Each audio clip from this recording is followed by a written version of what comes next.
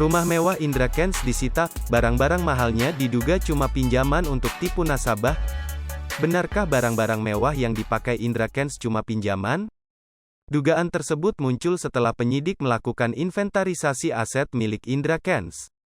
Lantas apa saja barang mewah Indra Kents yang ternyata hanya meminjam?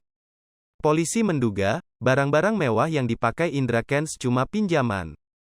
Polisi menelusuri pemilik aplikasi investasi bodong berkedok trading binary option Binomo. Ada dugaan pemiliknya berada di Indonesia. Direktur Tindak Pidana Ekonomi Khusus Bareskrim Polri, Brigjen Wisnu Hermawan, menyampaikan pihaknya tengah berkoordinasi dengan Pusat Pelaporan dan Analisis Transaksi Keuangan, PPATK, untuk mendalami tersebut. Pemilik ada di Indonesia, ujar Wisnu di Jakarta, Kamis, tanggal 10 Maret tahun 2022.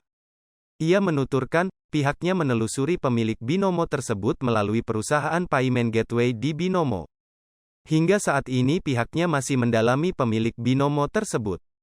Sebagai informasi, polisi telah menetapkan Indra Kents sebagai tersangka dalam dugaan kasus penipuan berkedok trading binary option melalui platform Binomo. Penetapan tersangka itu berdasarkan hasil gelar perkara. Selain itu, penyidik telah menyita beberapa alat bukti. Salah satunya akun YouTube milik Indra Kents hingga bukti transaksi yang terkait dengan dugaan tindak pidana. Indra Kents pun dipersangkakan dengan pasal 45 ayat 2 junto pasal 27 ayat 2 Undang-Undang ITE. Kemudian pasal 45 ayat 1 junto pasal 28 ayat 1 UU ITE.